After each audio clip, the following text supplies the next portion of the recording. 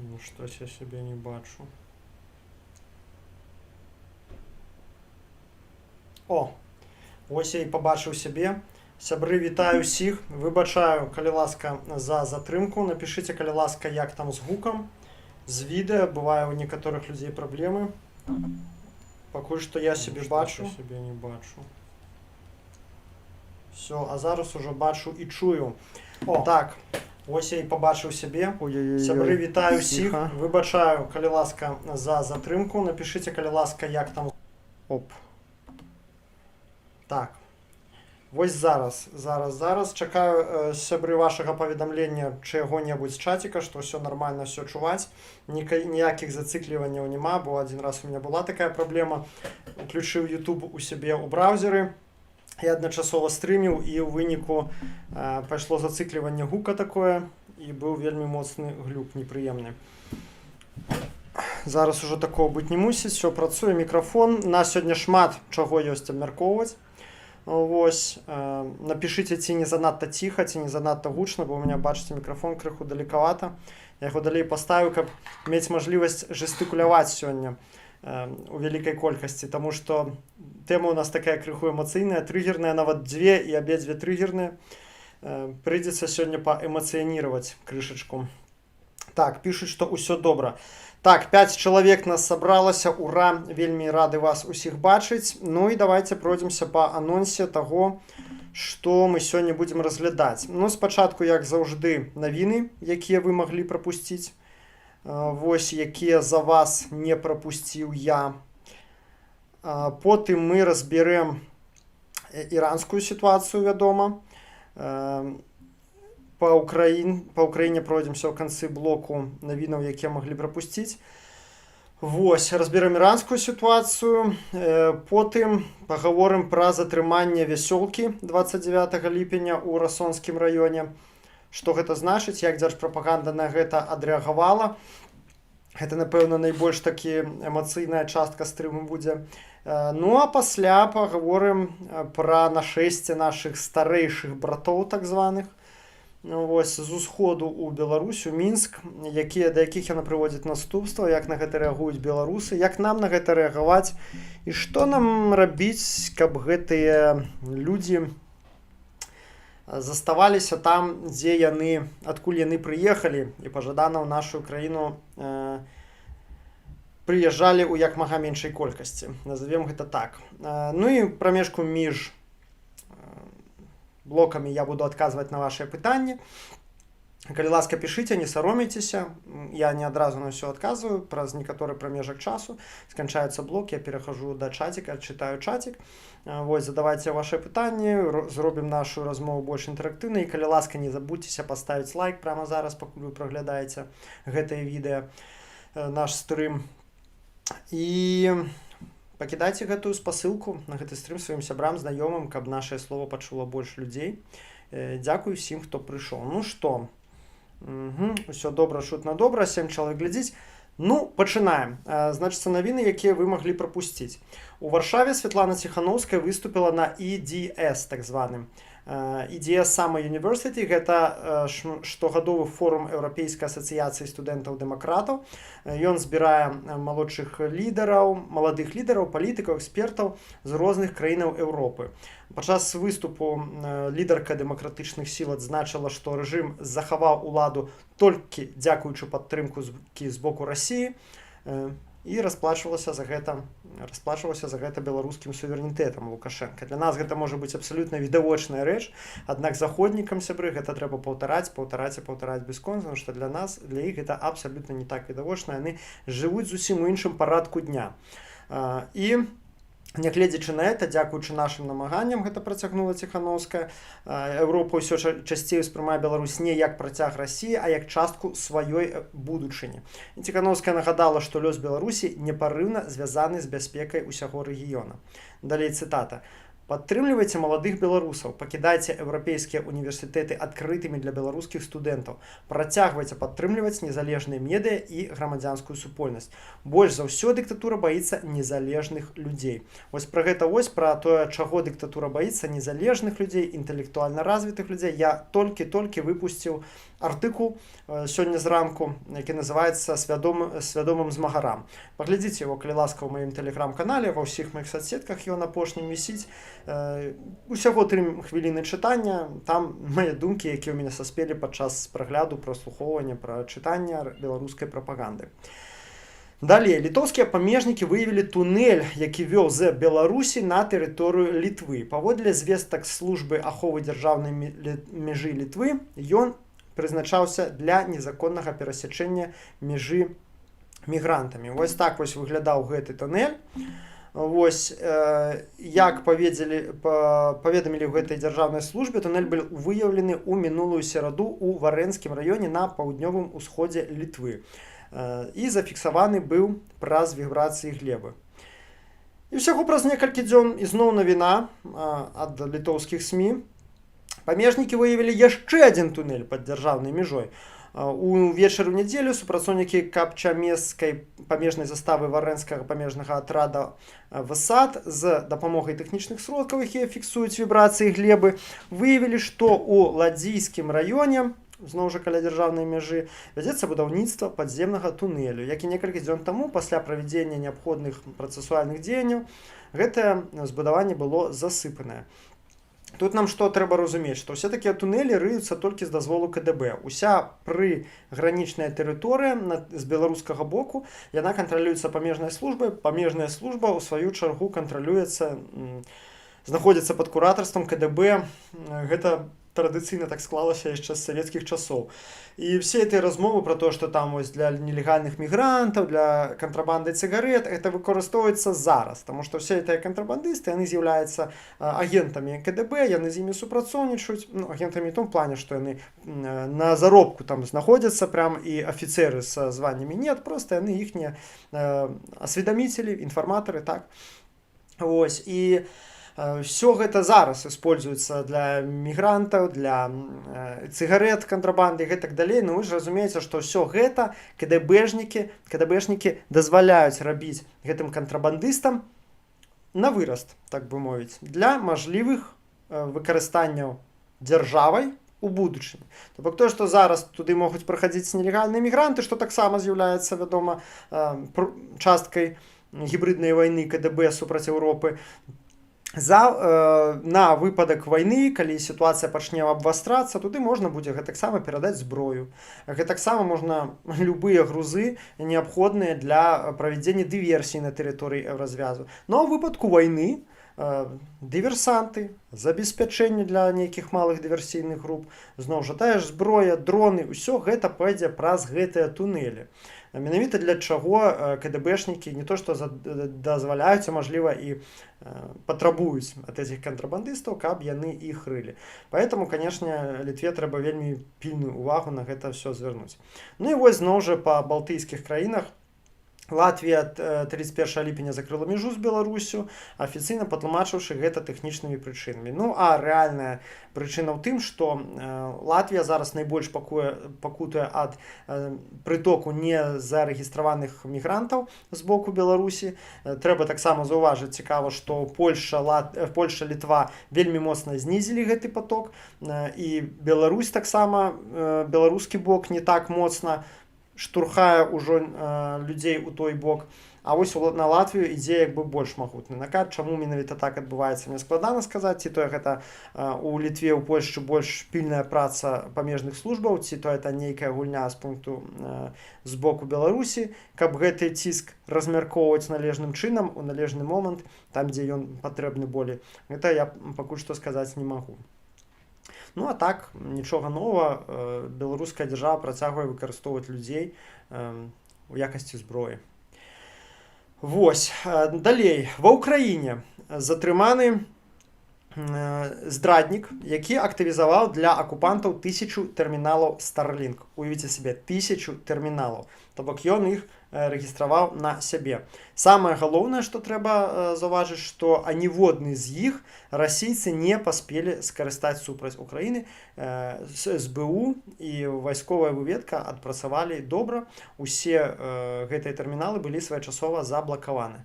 Ну, мае думкі толькі такія, я не магу зразумець, што ў галаве ўвогуле гэтага чалавека. Ладно, я яшчэ мог зразумець, калі ён быў ідэйны ватнік, так? Я там против Европы, против этого загнивающего Запада, за Россию, за то, чтобы Россия победила в войне.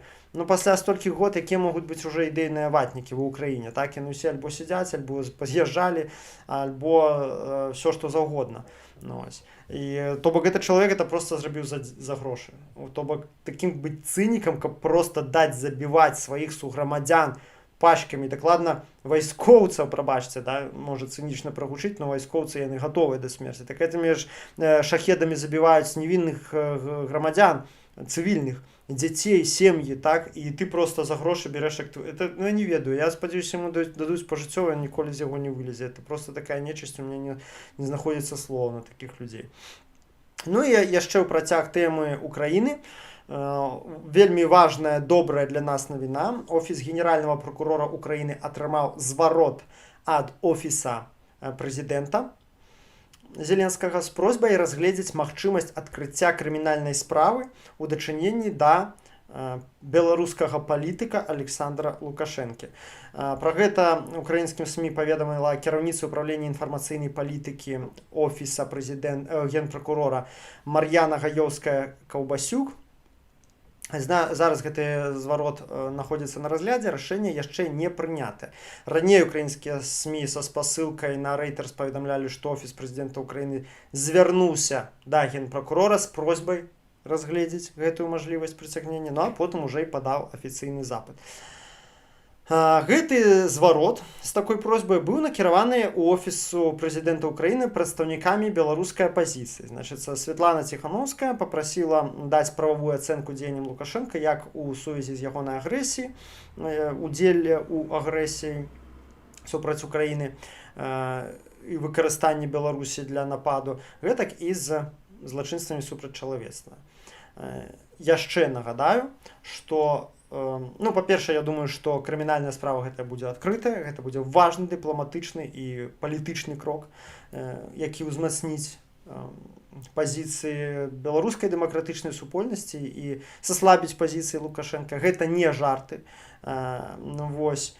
Нагадаю, што 12 сакавіка офіс пракурора міжнароднага крымінальнага суда ў Гаазе пачаў афіцыйнае расследаванне ў дачыненні да злачынстваў супраць чалавечнасці, якія здзейсніў Александр Лукашенко.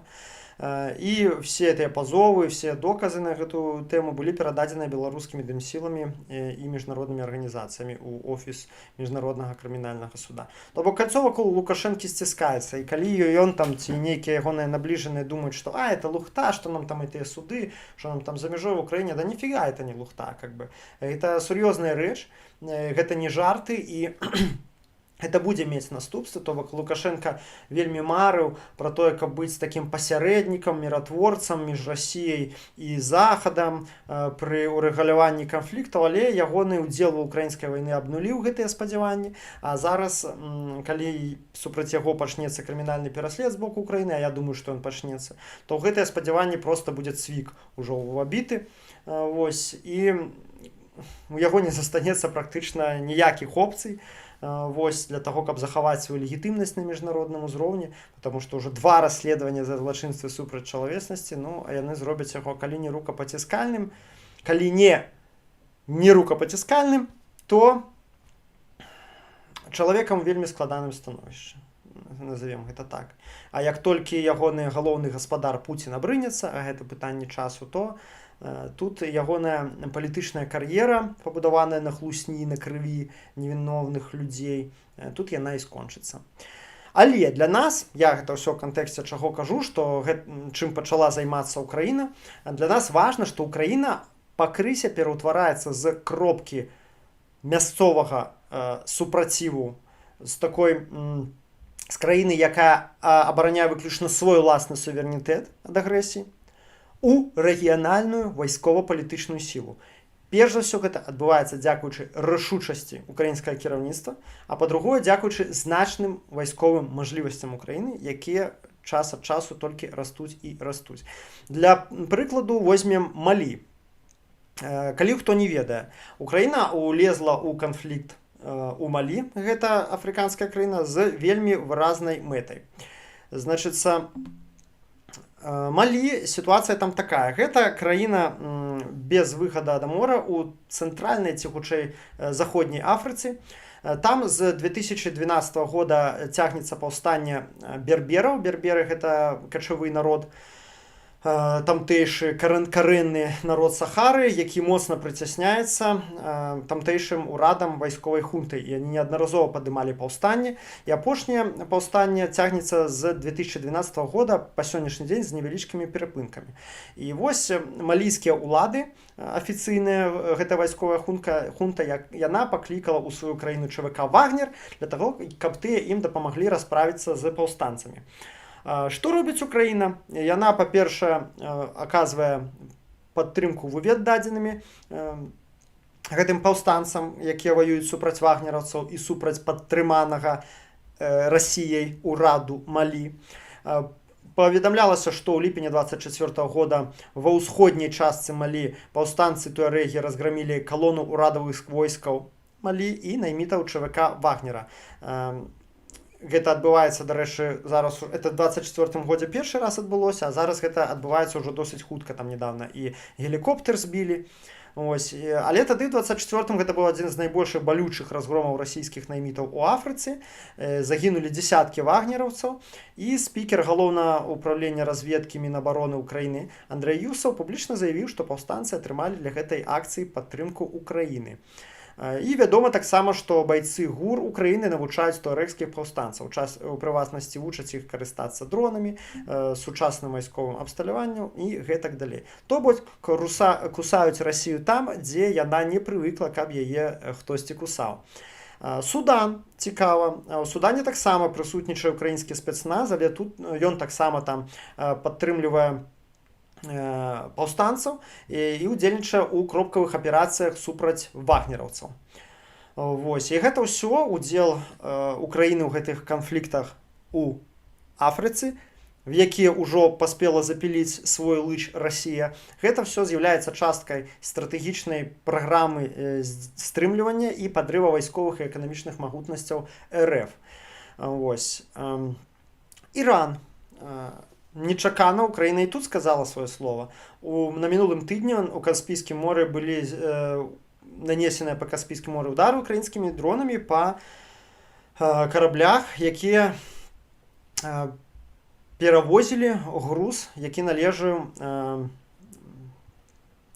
Ісламскай Рэспубліцы Іран. Вось, перавозілі на расійскі бок. І па іх Украіна нанесла ўдары, выніку чаго іранскае кіраўніцтва нават пачало пужаць Украіну, таксама нанесці па ім удары балістычнымі ракетамі. Ну, называецца, напужалі вожыка голым азадкам. І вось зараз яшчэ і Беларусь. Бачыце, то бок яны і тут праявілі свой удзел, хаця падавалася б ім, Беларусь сваімі войскамі не ўдзельнічае ў нападзе, тым не менш яны ідуць паступова, крок за крокам на павышэнне ставак, на удзел у палітыцы суседніх краінаў. Фактычна яны ў гэтым ужо ўдзельнічаюць. Так, спачатку як мінімум двойчы шандарахнулі гэтыя рэтрансляторы, якія стаяць на мяжы беларускія. Зараз і адкрыюць крымінальны пераслед супраць Лукашэнкі, прымае Зеленскі ў сябе Святлану Ціханаўскую і гэтак далей. Удзел у вайсковых канфліктах як мінімум у 2 афрыканскіх краінах і яшчэ і удары па іранскіх аб'ектах. То бок Украіна нарошчвае паступова геапалітычную магутнасць. Мне асабіста вельмі прыемна за гэтым назіраць. Бачна, што яны рыхтуюцца апірацца толькі на саміх сябе ва ўмовах узмацнення канфліктнасці ў свеце.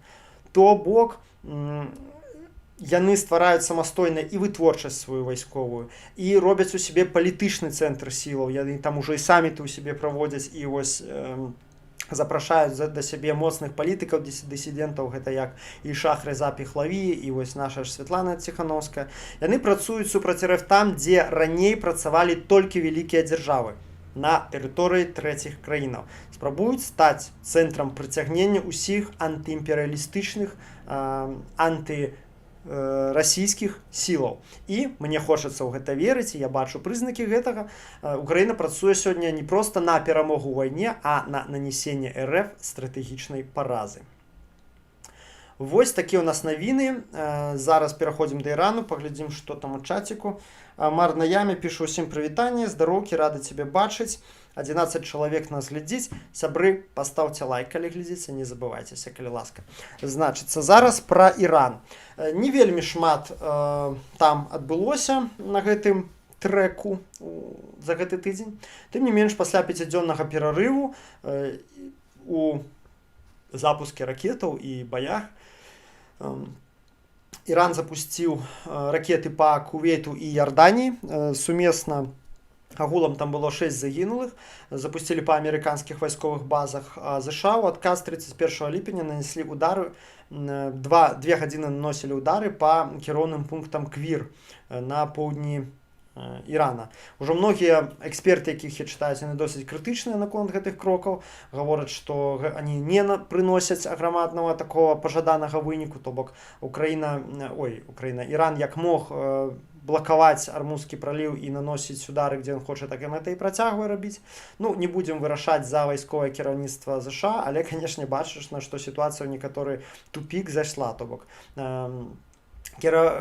аператыўныя мажлівасці Ірана былі, канешне, значна паменшаныя. Гэта ўжо не той маштаб супрацьстаяння, які ён быў, да прыкладу, у першыя дні, калі вы памятаеце, калі па ўсіх краінах рэгіёна ляцела, і па Эміратах, Бахрэйне, Ярданіі, Саудаўскай Аравіі, акрамя Амана, з якім Іран сябруе. Але ўсё роўна яны працягваюць гэта рабіць. Паведамляюць амерыканскія СМІ, што моцна ўпала колькасць ракет перахопшчыкаў у ЗША. Запасы знізіліся. Значыцца, будуць, мажліва, неяк пераасэнсоўваць тактыку, таму што рэальна Іран працягвае запускаць ракеты, і для іх збіцця патрэбна больш супрацьракетных припасаў, чым іх ёсць у ЗША на дадзены момант. Там быў нават графік, колькі іх было ў лютым, колькі іх зараз, я ўжо не буду вас гэтым грузіць. Ось.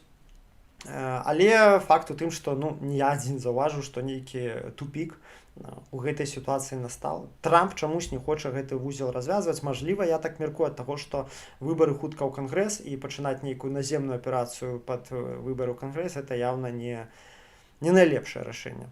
Інфармацыйнае агенцтва Фарс, звязанае з Квір, паведамляе, што прэзідэнт Украіны Владзімір Зеленскі і прэм'ер-міністр Ізраіля Беньямін Нетаньяху правядуць сустрэчу ў Злучаных Штатах, дзе будуць абмяркоўваць дальнейшыя дзеянні ў дачыненні да Ісламскай Рэспублікі. Зноў жа ў капілку таго, што я толькі што сказаў. Украіна моцны міжнародны гулец. Яшчэ такая цікавая навіна, якую ўсе прапусцілі чамусь. Амерыканскія следчыя мяркуюць, што за кібератакай, накіраванай супраць дзесяткаў сістэм водазабеспячэння ў Мінесоце, якая адбылася тыдзень таму, верагодна стаялі іранскія хакеры. Паводле інфармацыі службы Minnesota IT Services, на мінулым тыдні была здзейснена скаардынаваная кібератака на тэхналагічнай сістэмы больш як 30 муніцыпальных сістэмаў водазабеспячэння Мінесоты. Амерыканскія федэральныя і штатныя чыноўнікі, а таксама іншыя асобы, якія знаёмыя з расследаваннем, паведамілі The New York Times, што найбольш верагодна за атакай стаялі іранскія хакеры. NYT паведамляе, што мэтай хакераў стала інфраструктура, якая выкарыстоўваецца муніцыпальнымі ўладамі для кіравання і маніторынгу воданапорных вежаў. Мэр горада Мінесота Брэхам Джордж паведаміў, што аператар станцыі заўважыў, што воданапорная вежа запытвае падачу вады, але свідравіна не працавала. Пасля таго, як стала вядома, гэта я цытую, што падобныя праблемы ўзніклі як мінімум яшчэ ў 4 населеных пунктах Мінесоты, супрацоўнікі Брэхама прыйшлі да высновы, што камп'ютарная сістэма кіравання станцыі была скампраметавана. Камунальныя службы ізалявалі пашкоджаную сістэму, пераключыліся на рэзервовую і аднавілі працу станцыі прыкладна праз 90 хвілін. То бок, які б не быў Іран слабенькі па міжнародных мерках, але, бачыце, іхніх магутнасцяў хапіла для таго, каб у уторгнуцца ў сістэму водазабеспячэння не кагосьці, а амерыканскага штату і на 1,5 гадзіны зламаць сістэму водазабеспячэння, заўважу, летам у самую спёку буйнога амерыканскага горада. Трамп, дарэчы, сцвярджае, што это не Іран быў. Это не Іран, это вінаваты ва ўсім губернатар. Это ягоныя слова. Ну і з апошняга прэзідэнт США нагадаў амерыканскіх вайскоўцам, загадаў падрыхтаваць чарговую атаку супраць Ірана. Колькі ўжо іх было гэтых чарговых магутных атак, все рашучых, мы іх просто знішчым, все разорвем, они уже мертвы, у іх уже няма ўзброеных сілаў. Але далей гэтага, на жаль, справа не ідзе, так, то бок гэта не прыводзіць да падзення рэжыму у бегучай форме тыя вайсковыя аперацыі, якія робіць Трамп. Канешне, ім бы трэба было паставіць, на это не вам не Венесуэла, да, дзе можна змяніць верхушку і запусціць худа-бедны які-ніякі дэмакратычны транзіт. Там зусім іншая сітуацыя, яны паспрабавалі вось гэты венесуэльскі патэрн паўтарыць. Пакуль што, канешне, не вельмі добра адміністрацыя США паводзіць сябе з іранскім народам, назовем это так мягка. Не падабаецца мне гэты падыход і то, як пакутуюць іранцы. Там, нагадаю, ледзь не штодня вешаюць на будаўнічых кранах паўстанцаў, якія выходзілі на пратэсты у студзені гэтага года. Так, ну што, паведамленняў у чаціку у нас няма, штосьці у нас сёння просто катастрафічна мала людзей. Я не ведаю, мо спёка ўсіх да канала, мо яшчэ што.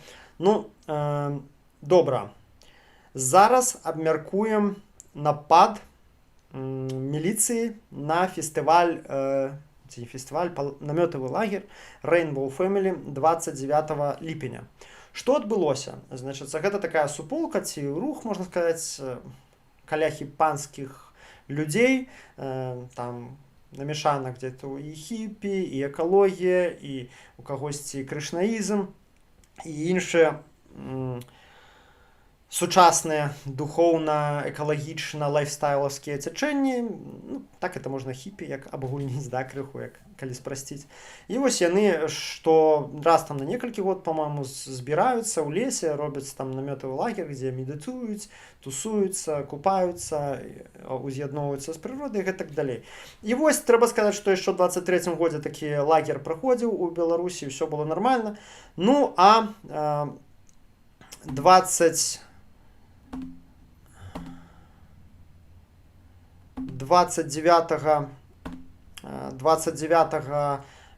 ліпеня такі чарговы лагер скончыўся затрыманнем масавым.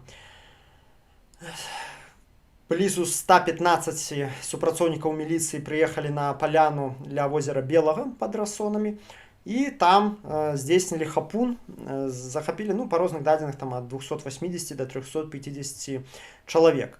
Вось зараз давайте паглядзім, як яны гэта прыпаднеслі шырокай публіцы.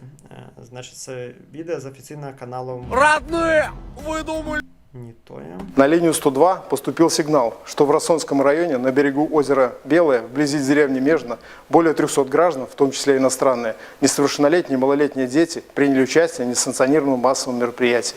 Мужчины и женщины установили палатки, развели костры, а также использовали символы, плакаты различных религиозных течений. Все это сопровождалось громкой музыкой, шумными гуляниями. В Беларуси запрещены несанкционированные массовые мероприятия. В отношении участников начат административный процесс по статье 24-23 Кодекса Республики Беларусь об административных правонарушениях. За подобные деяния предусмотрен штраф до 150 базовых величин, общественные работы или административный арест. Вось. Так, значит, яны гэта ўсё сур'ёзна выставілі, што прямо капец. Пасля чаго яны пабачылі, што ў соцсетках, ну, это адзінае месца зараз, дзе беларусы яшчэ як-ніяк могуць выказваць сваю думку, вельмі кепская і такая дрэнная рэакцыя была грамадзян на гэтую акцыю міліцэйскую. І пачалі імкліва адмываць тое, што яны зрабілі. Павыкатвалі ў дзяржаўных СМІ, асноўны з якіх гарадоцкі веснік, артыкулы аб тым, чаму гэта не проста накрылі тусоўку нейкіх бяскрыўдных абсалютна людзей, якія сабраліся адпачнуць на свежым паветры, а небяспечную банду экстрэмістаў. І я калі прачытаў гэты артыкул у гарадоцкім весніку, от тут ужо мяне канкрэтна падарвала. Зараз мы яго з вами падрабязна разбярэм, што яны там казалі, дзе яны нахлусілі і што гэта ўсё значыць. Я не буду вам цытаваць ужо ўсё цалкам і выводзіць весь тэкст на экран, проста буду зачытваць асобныя кавалкі і даваць свой каментар. Адзін ужо загаловак гаворыць проста сам за себя. Арганізатар з бэкграундам радикального активиста. Милиция раскрыла детали ликвидации лагеря на озере Белое в Рассонском районе. Все, одразу заголовок слов радикальный, ликвидация, такое, да, разумеется, одразу тон задає. В ходе оперативной проверки, проводимой сотрудниками УВД Витебского облсполкома, всплыли новые, весьма характерные детали о том, кто стоял за организацией этого лесного фестиваля и какую реальную опасность он таил для участников, особенно несовершеннолетних. Подводка. Более 300 человек, обнаженка при детях и религиозная атрибутика в Рассонском районе пресекли несанкционированный турслет. Масштаб деструктивного сбора, цифры и факты. Напомним, сигнал о подозрительном и крайне шумном сборище поступил в оперативно-дежурную службу. На место немедленно выбыли внушительные силы правоохранителей. Всего было задействовано, бла-бла-бла, 133 сотрудника органов внутренних дел. На Озерном берегу правоохранители зафиксировали настоящий палаточный городок. Настоящий, да? Ну, то бок не цацочный. 47 автомобилей, десятки палаток. Они так перелічують, як быццам килограммы кокаина, целые скрыни боеприпасов. Ну, то бок, а все это автомобили и наметы. Оборудованные кострища, мощные портативные колонки и музыкальные инструменты. И все это в таким гнетущем контексте подадено. Да, ух ты, музыкальные инструменты, смотри ты какие злодеи. В несанкционированном мероприятии, получившем название «Белорусская радуга», принимало участие минимум 277 человек, 251 взрослый и 26 несовершеннолетних. Вот так все подробязно перелічваць, да? Ну, типа, і што далей? Ось, у іх пералічэнне такое, як быццам яны пералічваюць нейкую жесть. А так это просто намёты, гэта аўтамабілі, і все, і музычныя інструменты. А вось ужо нагнетаюць, так, это так дико выглядае. Отдельное внимание привлекала география участников. Силовики установили наличие 68 иностранных граждан, 67 из которых жители Российской Федерации и 1 гражданин Израиля. Их организаторы фактически втянули в совершение правонарушений на территории Беларуси. Втянули, чуете? Ну, напевно, силой привезли, да, из Израиля и из России 68 человек. И ну-ка давай здійсняй правопорушение на территории Беларуси, а то мы тебе... Сотрудниками Рассонского РОВД уже составлено около 70 протоколов по статье 24.23 и статье 19.11 КоАП «Распространение экстремистских материалов». Главный вопрос, который возник у правоохранителей: кто именно заманил сотни людей в Рассонские леса? Заманил, чуете? Ну и далее пошла полная классика. Ответом стало задержание ключевых администраторов тематического телеграм-чата «Белорусская радуга». Одним из главных организаторов оказался 52-летний минчанин Александр Жоров, сотрудник одной из коммерческих фирм. Ну, добра, хоть не безработный, а то, коли был беспрацовный, обовязково это указали. Как выяснилось, этот гражданин далеко не безобидный любитель природы. За его плечами богатый и вполне конкретный бэкграунд. Мужчина является приверженцем радикальной оппозиционной символики, в скобках БЧБ идеологии.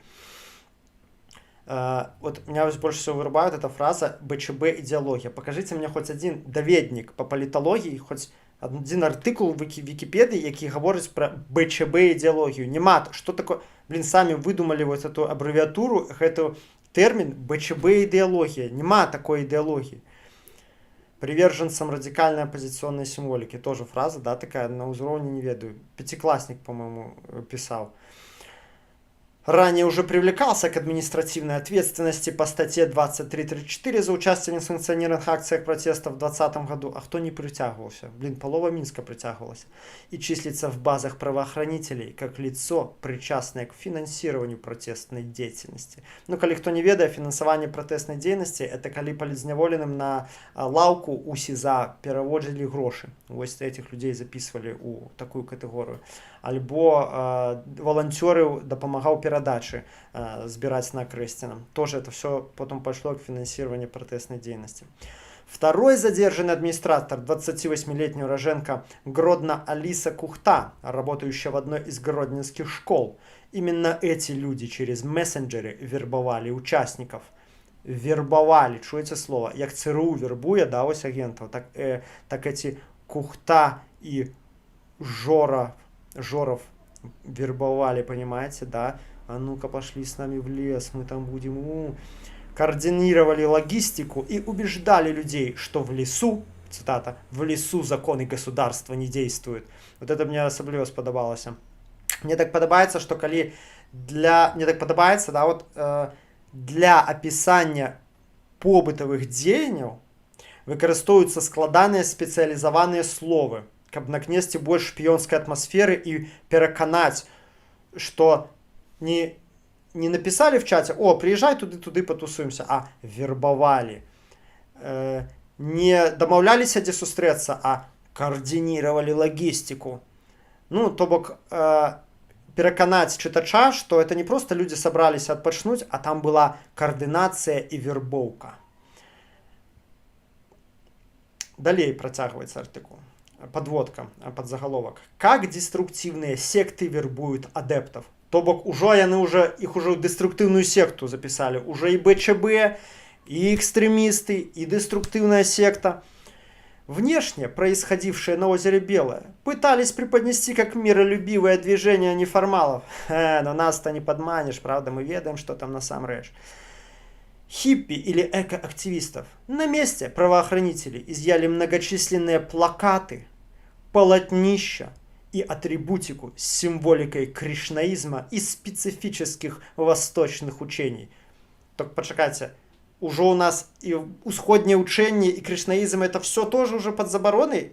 А коли не, так чего вы это сюда пихаете? Я нагадаю, что для доведки, что такое кришнаизм? Это фактично просто одно из адгалінаванняў індуізма. Гэта афіцыйна зарэгістраваная ў Беларусі рэлігійная суполка, называецца грамада свядомасці Крышны. Зарэгістраваныя, дзейнічаюць у Мінску, маюць все там неабходныя дакументы, офіс па вуліцы Паўлова 11. Но тут ужо іх преподносят кришнаитов як братьев БЧБ по разуму, которые там немаведама што хочуць. Ну вот яшчэ мне вельмі падабаецца, как вот люди, да, калі у нас в Беларусі праваслаўная царква лічыцца дамінуючай, яе падтрымліваюць дзяржава, а все астатняе фу-фу-фу секты. Ну яшчэ католікі, пратэстанты туды-сюды, так, а вот астатнім дзяржаўнае все, акрамя гэтых вось вузкага кола дазволеных рэлігійных культаў, наделяется, навешивают ярлыки. Деструктивная секта. Где деструктивная секта? Если кришнаиты деструктивная секта, так як яны маюць официальный офис у Мінску. И вот это вот в основном все, не хочу никого покрыўдзіць, але ідзе от РПЦ, от российского православия, особливо в Беларуси. Так я нагадаю, что индуистов у свете 1,2 миллиарда человек, а РПЦшников у лепшым выпадку 110 миллионов. Так индуистов у 12 разов более, чем РПЦшников. Коли глядеть глобально, да кто тут специфичный культ? Вы, ці яны? Однако эксперты в области религиоведения и безопасности подчеркивают, назовите нам имен этих экспертов, коли ласка, так пусть хочется, да? Под подобными вывесками «Дети солнца», «Радужные движения» и им подобное часто скрываются самые настоящие деструктивные секты. Бачите, ховались тут «Дети солнца», вы понимаете. Начинается все с песен у костра и духовных практик, но псевдофилософия отказа от социальных норм быстро ломает психику людей. Сегодня ты играешь джаз, а завтра родину продашь. Классика. Из практики известно, что подобные закрытые квазирелигиозные сообщества, из какой практики? Вот автор, я просто хотел бы поставить вот так перед собой и сказать, дорогий мой, зверніся до специалистов. Ну, коли ласка, усяго один укол тебе одразу стане легчей. Из какой практики? Какая у тебя была практика? Ты этот артикул писал, ты нават в Википедию не потрудился заглянуть, поглядеть, что такое, кто такие кришнаиты. На во что ты пишешь эту лухту, тупая твоя голова. Являются идеальной средой, подобные квазирелигиозные сообщества, являются идеальной средой для психологической обработки радикализма, а в дальнейшем вовлечения адептов в противоправные действия. Сегодня ты танцуешь тверк, а завтра президента сверг. От пропаганды насилия, это протягивается цитатом, и колумбайнов до прямого использования в террористических целях. Повторяю, яны пишут про лагерь хиппі ля возера. Тут все у меня просто скончаются словы. Сегодня ты, значит, кажешь Харе Кришна, а завтра расстреливаешь детей в школах. Сегодня ты голый в озере искупался, а завтра ось нагрузил тротил у машину и КДБ взорвал. Ха-ха, думаете, не бывает? Так бывает, бывает. И далее. Вот это тоже убийственная такая подводка. Там уже не шмат осталось, потерпите. Дети на празднике разврата. Прямой путь к криминалу. Уже праздник разврата. Подлишим. Деструктивная секта, БЧБ идеология, радикализм, терроризм, еще и разврат. Вот это какие там злыдни собрались. Да треба было расстреливать просто одразу на месте. Там просто жах. Самым шокирующим аспектом произошедшего стало присутствие... Выбачайте. Стало присутствие на мероприятии 26 несовершеннолетних, среди которых были и совсем малолетние дети. То бок, калі малолетние дети присутствуют на военно-патриотичных лагерях, где им дают в руки автомат и вучаць забивать людей, это вас не засмучае. Нічога шакавальнага ў гэтым няма. А дети ў лесе на прыроде, побач з слониками на холстах намаляванымі, да, и кветочками, это шок. Ну, это ж другое, правда? По свидетельству сотрудников милиции, проводивших обследование территории, взрослые участники сбора абсолютно не стеснялись присутствия чужих детей. Многие из них находились на виду у несовершеннолетних в полностью обнаженном виде. О боги, как такое могли допустить, да? Ну, злочинцы сапраўдны. Дык пачніце рейды по лазнях, по нудыстских пляжах. Так там так само ходят, появляются в обнаженном виде. И увогуле. Ось тому человеку, який написал этот артикул, даю наводку. Открываю страшную тайну, только не говори никому. Под вопроткой усе люди голые. Я думаю, этим варто заняться органом прокуратуры. Протяг цитаты. Демонстрировали асоциальное поведение, выказывая полное пренебрежение элементарными нормами морали. В чем они заключаются? Эти вот это вот элементарное пренебрежение полное, да? Это просто жесть.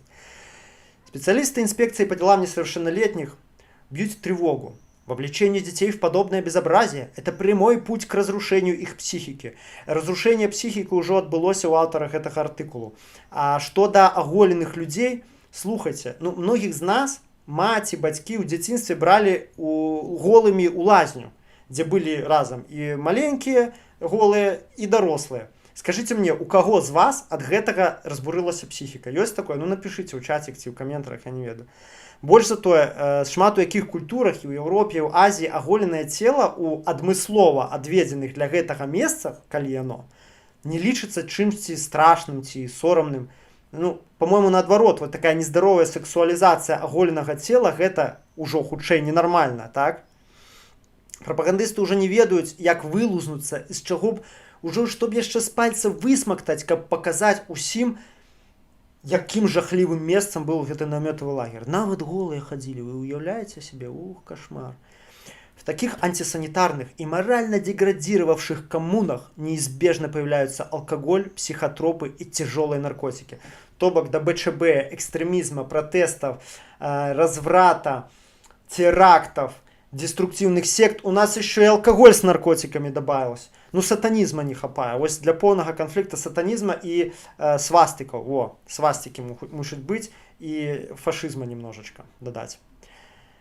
Маленьких граждан под видом свободы фактически втягивают в опасную орбиту маргинальной жизни, сексуальной раскрепощенности и преступной среды. Ну, знову ж, калі былі цяжелыя наркотики, чаму мы про гэта нічога не чуем? Ну и концовка. Любые попытки устраивать под видом экофестивалей псевдосектантские сходки с экстремистским подтекстом будут пресекаться мгновенно и со всей строгостью закона.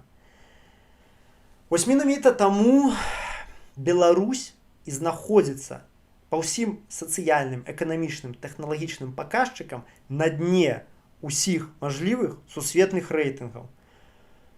Што вось вот такія вот людзі, як аўтар гэтага артыкулу, як тыя, хто аддаваў загад накрываць гэты лагер, знаходзяцца ва ўладзе. Бо адзінае, што вы добра ўмееце, гэта пресекаць са всей строгасцю.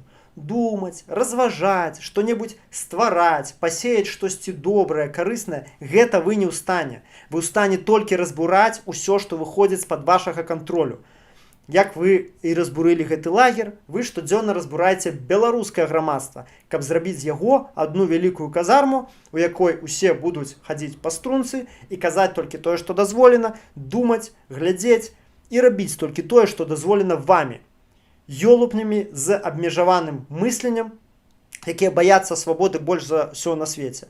Дзякуючы вось вам, да, вось аўтарам гэтых артыкулаў, гэтым ментам, якія прыйшлі накрываць гэты лагер, больш за 1 мільён беларусаў жыве за мяжой. Дзякуючы вам няма студэнтаў. Недабор на большую частку спецыяльнасці, толькі в менты ідуць, понимаете, і вайскоўцы, і тое туды нават не хочуць ужо ісці. Дзякуючы вам, беларусы, толькі дасягнуўшы 18 год, ломяцца з гэтай краіны. Я на стендапе уже чуў жарт. В Беларуси построили первый умный дом.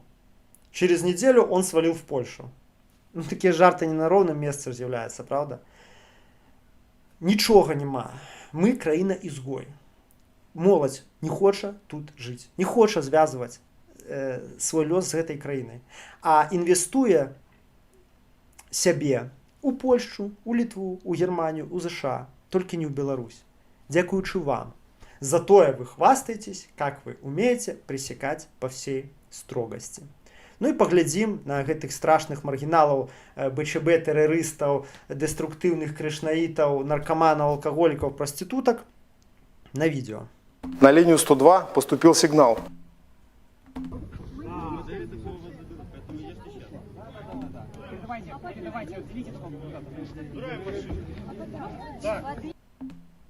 Ну, ось гэта, як бачыце, якія страшныя людзі, да? Трэба было 133 мента, каб іх затрымаць.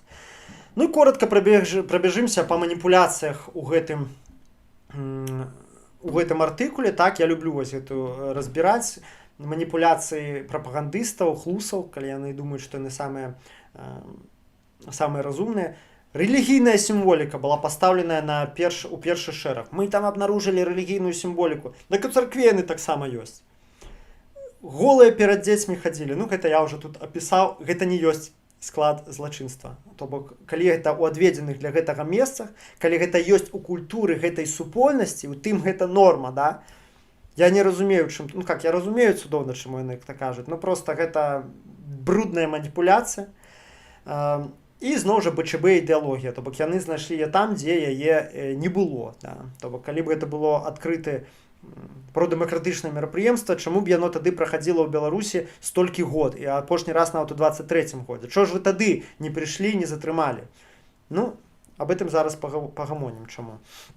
То бок, класічнае размыванне з мухі слана, высмоктванне кампраметуючых фактаў там, дзе іх проста няма. Такая, ведаеце, маніпуляцыя агульным гэта артыкала складалася ў тым, што адсутнасць фактуры рэальнага тэрарызму, наркотыкаў, нават экстрэмізму рэальнага, яны кампенсавалі моцнымі эпітэтамі і ужыццём спецыяльнай тэрміналогіі, да, как замест перепіскі в тэлеграме вербоўка, замест дамовіліся сустрэцца координация логистики. Ну и на разлика на то, что человек не вельми разумный, без критичного мысления подумает, ну там реально собрались какие-то типа они просто волосатики, а на самом деле же они там экстремисты какие, координировались, вербовали там один одного. На гэта разлік. Ну, то бок, як заўсёды, прапагандысты яны ўсіх лічаць дэбіламі, беларусаў лічаць поўнымі ідыётамі. Высновы з гэтай всей гісторыі робім якія. Ідзе планамерны курс, накірунак на разбурэнне любой недзяржаўнай актыўнасці у Беларусі. Не абавязкова палітычнай, не абавязкова там пратэснай. Любое недзяржаўная спроба арганізавацца людзей між сабой спыняецца. Будем пресекаць са всей строгасцю закона. Чаму? Таму што яны цудоўна пабачылі ў 2020 годзе, што з любога, нават не палітызаванага аб'яднання людзей у пэўных умовах вырастае рэвалюцыйная ячэйка, якая пачынае дзейнічаць супраць гвалтаўнікоў дзяржаўных, супраць дзяржаўнага апарата, які ў умовах Беларусі з'яўляе сабой проста кубку садыстаў, адмарозкаў ва ўладзе, паразітаў, якія населі на всю эту эканамічную машыну і проста эксплуатуюць 9 мільёнаў насельніцтва, з тым трымаючы іх адначасова ў такім стане, дзе любая спроба заявіць о сваіх правах эканамічных, палітычных сканчаецца турмой. То бок, як толькі народ пачынае бурліць, каб гэтых паразітаў скалупнуць, все непалітызаваныя раней аб'яднанні, яны рэзка палітызуюцца. Это адбываецца за лічаныя дні. І яны зразумелі, мы больш не будзем дапускаць такіх памылак, мы не будзем дазваляць існаваць ані супольнасці па развядзенні кактусаў, ані супольнасці філатэлістаў, ані супольнасці хіпі, мы не будзем іх дазваляць збірацца, арганізоўвацца, каб сярод іх з'яўляўся давер, гарызантальныя сувязі, мы іх будзем всех трушчыць у зародышы. Другая выснова, яны не спыняюцца перад негатыўнай грамадскай рэакцыяй, бо грамадства не лічаць за суб'ект. Яны бачаць, што людзі гэта не хаваюць, людзям гэта непрыемна бачыць, людзі бачаць, што это несправядлівасць, да? Вот это вот напады на это лагер хіпі. І іх гэта абсалютна не спыняе, таму што стабільнасць сваёй улады перадусім.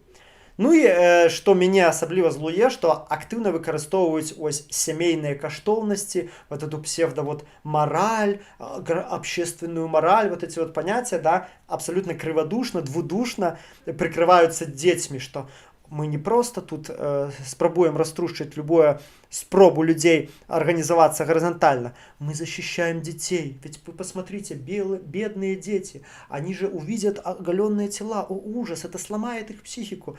Ну, зноў жа разлік на людзей без крытычнага мыслення, на такіх ханджэй, да, то бок такіх самых двудушнікаў, якія гатовы апраўдаць как бы любы дзяржаўны гвалт. Просто што мне асабіста непрыемна, што дзецям тут дапамогі дзецям 0. У нас дзяцей дагэтуль б'юць у сем'ях у Беларусі, так?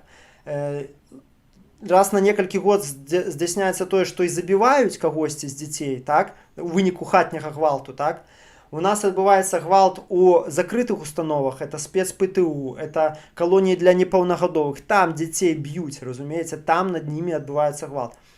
Но это вам норм, понимаете, это вас абсолютно не бентежит, не турбуе, вы из-за гэтага не прыводзіце 133 мусора, понимаете, туды, дзе это адбываецца. И не поднимаете эту проблему услых. Затое какой-то детенок вось побачил дядю или тетю в голову, все, это уже мы это раструбим, раскричим, и все вот это скотство, которое мы будем здесь снять, мы будем прикрывать детьми. Агідна і вельмі непрыемна.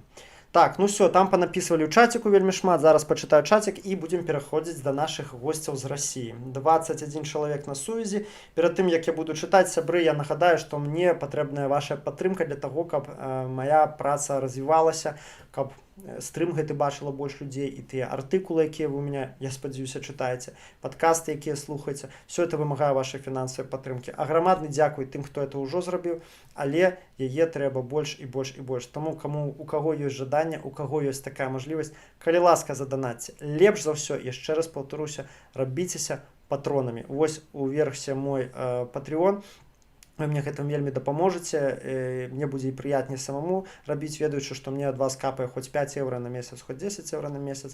Ну і, канешне, гэта павялічыць мае мажлівасці, таму што супраць нас працуе вялікая, вельмі вялікая, моцная машына дзяржавы, машына зла, якой мы можам супрацьпаставіць толькі сваю салідарнасць. Ось, кожны робіць тое, што ён можа на сваім месцы, і ваш унёсак таксама мне будзе вельмі важны, нават калі это невялічкая, як вам падаецца, капейка, калі ласка, хто можа донатьце, Все рэквізіты ў апісанні. Так, СК піша. Сірэна, дарэчы, у гонар паўстанцаў Варшавы. Так, далей там СК піша.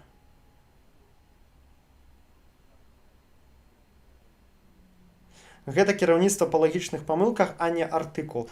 Ну, бачыце, так, але мне заўсёды цікава, для каго яны гэта пішуць. Такое адчуванне, як быццам для саміх сябе, і вось купкі такіх самых зашореных ідыётаў, як бы так сказаць, двудушнікаў, у которых в галаве двоемыслие, то бок яны цалкам, у іх цудоўна ў галаве ўжываюцца две супрацьлеглыя канцэпцыі. Яны могуць адно і тое ж рэч у той одной сітуацыі апраўдваць, а ў іншай асуджаць. Яны могуць проста ўзяць чорнае і сказаць на это, што яно белае. Вот для такіх яны пішуць, потому что хто яшчэ это можа прачытаць і возненавидеть после этого опасных деструктивных хиппи, я не разумею. Микрофон упал. Так. Грыша Шарапу. А ў Беларусі недзе нудысцкія пляжы. О, я б з'ездзіў. Правда, спачатку трэба патрапіць у Беларусі, не вляпацца.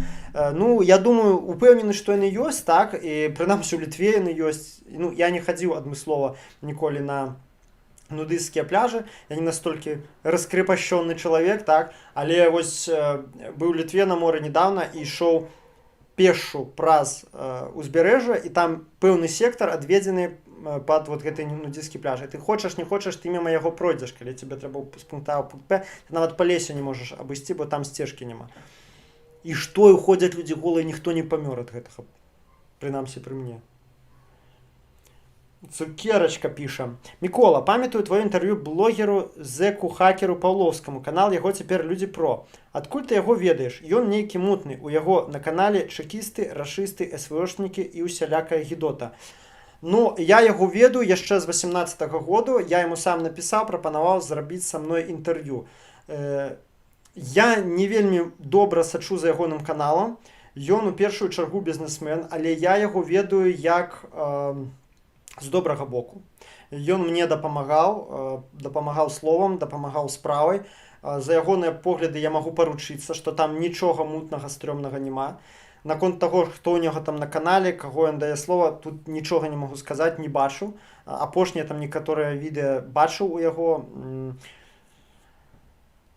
Ён з'ехаў з Расіі, ён у Расіі не жыве, менавіта па палітычных прычынах. Так, у яго там былі праблемы, у яго былі праблемы з ментамі, з ФСБшнікамі.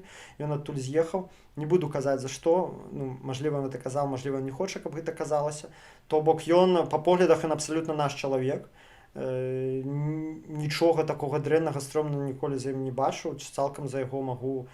Прынамсі, на сённяшні дзень, можа, я чаго не ведаю, но я з ім вконтакце, мы з ім стасуемся, вельмі яго паважаю, удзячны яму за тое, што ён робіць. То бок, ну, не ведаю, как СВОшнікаў, там, яшчэ нейкую, вроде как он нікога не піарыў. Ось.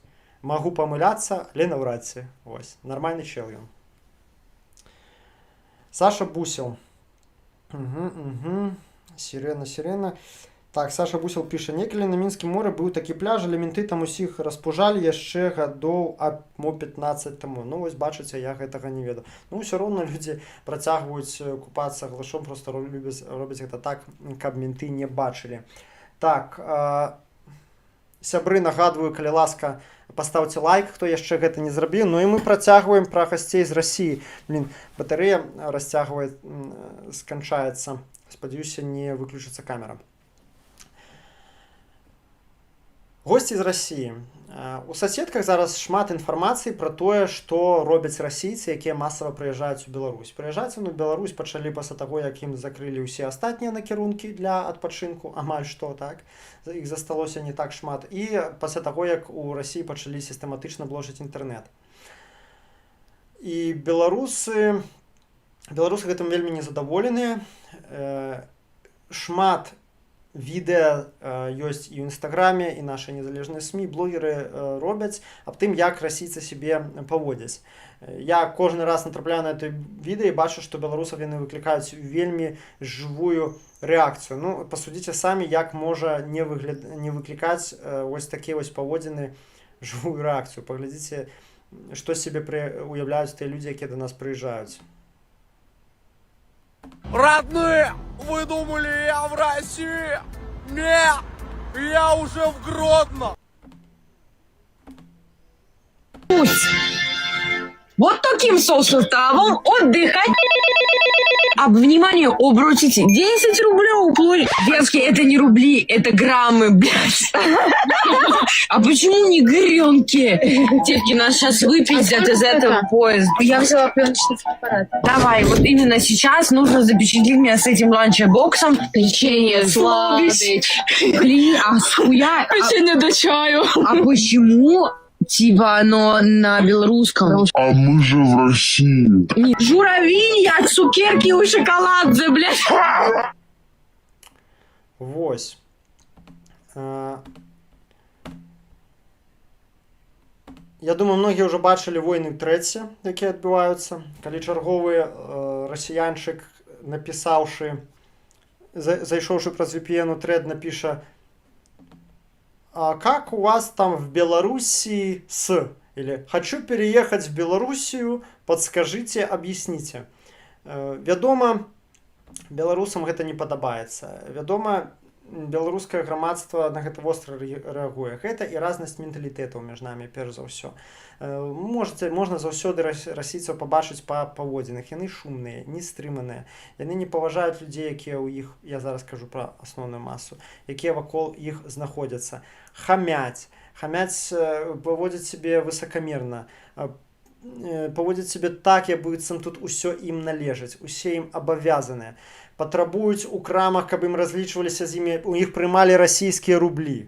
Разумееце, патрабуюць, каб ім без усялякіх, каб ім все тлумачылі і адразу пераводзілі ўсе кошты ў расійскія рублі. Понимаете, барины приехали, баре приехали, они, хотя, ну тут все, понимаете, их холопы, их крепостные, они, особливо, коли приехали яшчэ из Москвы, тут будуць усімі камандаваць, на всех людей з высока і з усімі разговаривать своим московским говорком праз губу. Не кажучы ўжо пра тое, што многія прынцыпова працягваюць краіну говорить Беларусія. Вось была цікавая гісторыя, дарэчы, у трэці мужик пісаў, што здаў непакой кватэру дзяўчыне з России, которая принципова казала Белоруссия, казала, ён ее поправлял, она пачынала з ім спрачацца. У выніку яна абакрала гэтую квартыру і попросту з'ехала, абчысціла. І ён зрабіў з сябе такую выснову для сябе, што не трэба ўвогуле мець справу з чалавекам, калі ён элементарна не паважае краіну, якую ён прыехаў. І мы тут, конечно, не ксенофобім, мы как бы у нас непрыяцце вот этой расійскай навалы не потому, што вось у яго такі пашпарт, ці ён там нарадзіўся і мы яго за гэта хэйцім, а ад таго, што прыезд гэтых людзей масавы ў Беларусь прыносіць канкрэтныя негатыўныя наступствы. Гэта рост злачыннасці. Таму што штораз, вось я вам просто зачытаю загалоўкі СМІ,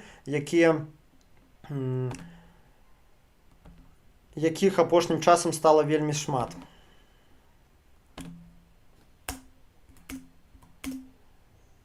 Рэкордная паездка расіяніна па Беларусі. 7 парушэнняў за одну дарогу. Расіянка Ірына на ленд-крузер пабілася з аршанскімі даішнікамі і палохала іх мужам-пракурорам. Ну, тут, конечно, мы не даішнікаў шкадуем, бейцеся з імі колькі заўгодна, а ў тым, што як яны себе просто дазваляюць себе паводзіць. Палохаюць беларускага грамадзяніна расійскім пракурорам. Просто удумайцеся. Они, то есть, думают реально, што яны прыехалі ў нейкую правінцыю. Міліцыя затрымала таго самага расійскага турыста, які кінуў недакурак на вуліцы, а потым высказался там насчет мамы чалавека, які яму зрабіў заўвагу. Блогер Серога з Расіі прыехаў на Збіцкую з каханай блогеркай Анечкай. Вынік — збіты ім беларус у коме, а Серога на 5,5 год за кратамі. То бок, разумееце, да, што адбываецца. І поэтому я і кажу, што у нас непрыяцце гэтых расійцаў не ад таго, што мы, в прынцыпе, не любім кагосьці за ягоны пашпарт ці за нацыянальнасць, а за канкрэтныя негатыўныя наступствы для нашай краіны. Вуліцы у іх прысутнасці робяцца больш небяспечнымі. Дарогі робяцца больш небяспечнымі. Не кажучы пра тое, што растуць кошты на жытло. Мінчане сабе не могуць пазволіць ані зняць кватэру, ані купіць кватэру, потому што з масавым наплывам расейцаў, на якіх асабліва жыхароў Масквы, у якіх шмат грошаў, кошты пачынаюць імкліва расці. Ну, мягка кажучы, непрыемна для карэннага, правда, калі ты ў сваім жа горадзе не можаш знайсці, дзе табе жыць, тому што кошты просто фантастычныя з-за того, што прыехалі баре багатыя з Москвы і все тут паскупалі. І, канешне, яны несуць з сабой свой рускі мір. Гэта свой стыль паводзінаў, стыль стаўлення да бліжняга свайго, стыль езды на дарогах, так, свае каштоўнасці, сваё хамства. І хто грамчэйшы, хто нахабнейшы, той і правы. Гэта, то бок, адна з галоўных каштоўнасцяў рускага міра. І гэта ўсё, канешне, вынікі дзяржаўнай палітыкі. Лукашенка ўсё знешнепалітычнае жыццё замкнуў на рашку, зрабіў так, што они там чамусьці лічаць нас сваім брацкім народам, шоў да гэтага паступова 32 гады, нягледзячы на аграмаднае незадаволенне вялізнай часткі беларускага грамадства. Гэта ўсё наступствы дзяржаўнай палітыкі, тое, што зараз мы маем дзесяткі і сотні тысяч людзей у сваёй краіне, якіх мы не хочам там бачыць. І многія думаюць, што мы не можам нічога з гэтым зрабіць, потому што палітыка дзяржавы, ўсё, як ты супраць яе папрэш. Гэта не так, зрабіць можам. У нас ёсць сродкі калектыўнымі высілкамі, стараннымі, паступовымі, паслядоўнымі зрабіць так, каб расійцаў тут стала меней. Трэба для гэтага зрабіць што? Каб ім тут не пачувалася комфортна. Трэба зразумець, што яны едуць туды, дзе адчуваюць сябе сваімі. Заўважце, яны мяжуюць Расія таксама з Манголіяй, з Японіяй, але чамусь туды няма такога масавага исхода, правда? То яны лічаць, што вось беларусікі на іх падобныя, потому что все разговаривают на русском языке, все вывески на русском языке, обслуживание на русском языке. Рубли тоже называются рублями, хоть и другие. Вот. Поэтому можно туда поехать и вести себя там как дома. А нам трэба зрабіць так, каб яны тут не адчувалі сябе комфортна, каб бачылі, што мы асобны народ, асобная нацыя, што мы еўрапейцы, і мы ім тут не рады. Яны тады толькі перастануць ехаць, калі яны зразумеюць, што ім тут не рады. І самае галоўнае і простае тут гэта размаўляць па-беларуску. Практыка ўжо показала, што на любыя мовы славянскія, не падобныя на сваю, так, в прынцыпе, на любыя замежныя мовы у карэнных жыхароў, яны ўсе рэагуюць вельмі балюча. То бок, калі колькі я чуў там ад расійцаў, нават ад расійскамоўных беларусаў, што приезжаю там в Латвию или в Литву, обращаюсь к ним, или даже в Польшу, обращаюсь к ним по-русски, а они, представляете, проходят мимо и игнорируют, не отказывают. Русофобия. І поэтому нам трэба гэта рабіць як мага болей, як мага часцей. Расія, сябры, там, дзе гучыць расійская мова. Па ўсіх іх у расійцаў у мозгах запілена з дзяцінства, што там, дзе размаўляюць па-расейску, Расія. А калі там Расія, то я буду паводзіць сябе там, як у сябе дома. Сраць, мацярыцца, красці, біцца. Я могу там стукнуть Минака за то, что он косо на меня поглядел. Я могу кидать недокурки мимо урны. Я в России, я у себя дома. Дык трэба патлумачыць ім, что это не так, что вы не у себе дома. А найлепшы спосаб гэта зрабіць, гэта размаўляць з імі па-беларуску. Паўсюль, дзе вы іх сустрэнеце. А для того, каб гэта зрабіць, я думаю, відавочна, што трэба пачаць размаўляць па-беларуску самому. Для пачатку між сабой і у сваіх колах. Вось і ўсё. І калі мы ўсе пачнем так рабіць, а пачынаюцца все такія калектыўныя высілкі, яны заўсёды пачынаюцца з індывідуальных. Сябры, не думайце, што ад таго, што вы адзін ці адна зменіцеся, нічога ў свеце не зменіцца. Это абсалютна не так. Паверце, ваша змена – гэта змена цэлага сусвету. Іншыя людзі, гледзячы на вас, вы нават не уяўляеце, які доўгі ланцужок пераўтварэння, трансфармацыі іншых людзей вы можаце запусціць, толькі змяніўшыся самі. Калі іншы чуе беларускую мову, это можа для яго стаць трыгерам самому на ўсё жыццё перайсці на беларускую мову. А улічваючы, што кожны чалавек камунікуе з дзесяткамі, сотнямі іншых, вы нават не уяўляеце, які моцны адбываецца сецявы вірусны эфект ад таго, што ўсяго толькі адзін чалавек пераходзіць на беларускую мову. Калі ласка, зрабіце гэта. Зайдзіце на мой канал, калі яшчэ не глядзелі, відэа «Стаць беларусам проста». 5 крокаў для пераходу на беларускую мову. Прямо зараз зайдзіце, паглядзіце, ці закіньце себе ў закладкі, там 5 крокаў, як это найпрасцейшым чынам зрабіць для расійскамоўнага беларуса.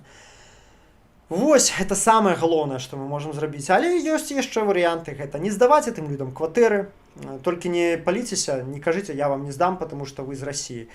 Потому што можа настукаць ментам гэты чалавек, і у вас як бы могуць быць праблемы. Вось. Але знайдзіце нагоду адказаць карэктна, адмовіць.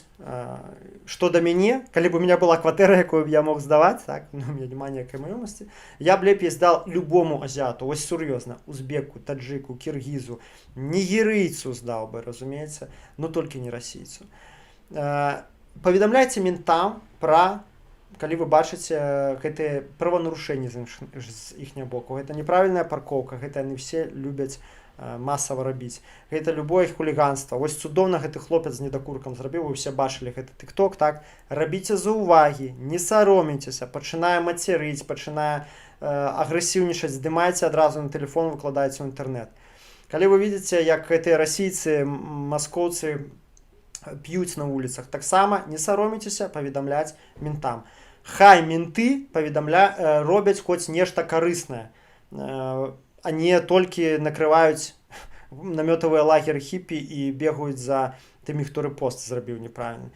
Яны атрымоўваюць заробак з нашых кішэняў, няхай хоць з паршывай авечкі, хоць шэрсць цекло. Ось. Калі бачыце, дарэчы, што вось я практыкаваў яшчэ, калі быў у Беларусі, калі бачыце кагосьці з рашкінскай сімволікай, гэта трыкалоры, імперкі, Пуціны і так далей, адсаджвайцеся ў транспарце. То бок бачыце, мошкі, не трэба ні канфліктаў, нічога, потому што зараз такая абстаноўка, што за гэта сесть можна будзе. Прыйдзе час, мы будзем дзейнічаць уже больш рашуча ў дачыненні да такіх людзей. Пакуль проста берыце і адсаджвайцеся ў транспарце, паўсюль, дзе вы бачыце такога чалавека. Калі гэта будзе масава, гэта будзе мець свой эфект. Але, канешне, галоўнае гэта мова. Мова на сёння гэта першасны інструмент абароны нашай незалежнасці і адваявання ў будучым нашай дэмакратыі. Вось, галоўнае, сябры, што я хацеў сказаць, зараз гляджу чацік. Здыхлік неміручы, перавыхаваем усіх. Расія гэта не Русь і не Беларусь. Абсолютно верно. Русь это Украина, правильно? А мы ліцвіны і крышачку русіны. Ладно, не будзем уходзіць далёка ў гісторыю, сябры. Аграмадна дзякую тым, хто сёння далучыўся. Я нагадаю, у каго ёсць жаданне, мажлівасць і імпэт паўдзельнічаць у нашай працы, не толькі праглядам гэтага стрыму, а стаць часткаю нашага руху за вызваленне Беларусі. Вы можете гэта зрабіць, нават проста мне заданаціўшы. Все гэтыя данаты ідуць на карысныя справы. По аб'ёму моей працы, контента, які я генерую, вы можете гэта бачыць. Не хочу хвастацца, але мне ўсе мои сябры гавораць, як ты толькі паспяваеш піліць, як бы улічваючы невялікую зусім колькасць сваіх рэсурсаў, то бок фінансавая падтрымка мне вельмі маленькая. Я беру, канешне, працай. Ось. Тым, што стаю о 6 ранку і кладуся позна, і з ранку да вечара працую. Ну, ось, і хачу зрабіць больш, пакуль я жывы на гэтым свеце, і пакуль ёсць у меня такая мажлівасць. Лічу, Бог мяне для гэтага выпусціў з няволі, для таго, каб я дапамагаў сваёй краіне. Прабачце ўжо за гэты пафас, выйсці з-пад прыгону. Пакуль, на жаль, іншыя сядзяць, а я тут на свабодзе, так мне пашчасціла, я мушу працаваць і за іх таксама. За тых беларусаў, за тых маіх сяброў, змагароў, рэвалюцыянераў, якія зараз яшчэ знаходзяцца за кратамі. Гэта, канешне, вельмі моцна мяне падсцёгвае, прымушае працаваць, не шкадуючы сябе. Вы можаце таксама ў гэтай працы паўдзельнічаць, сябры, заданатьце, у каго ёсць мажлівасць, у каго няма, проста паставце лайк, падзяліцеся гэтым стрымам сябрамі, каб было там за тыдзень у нас гэты раз не 500 праглядаў, а 600, 700 і болей. І так пакрыся мы здабудзем назад сваю краіну. Дзякуй вялікі ўсім, хто далучыўся. Вельмі рады быць побач з вамі, працаваць побач з вамі. Пабачымся праз тыдзень. Жыве Беларусь!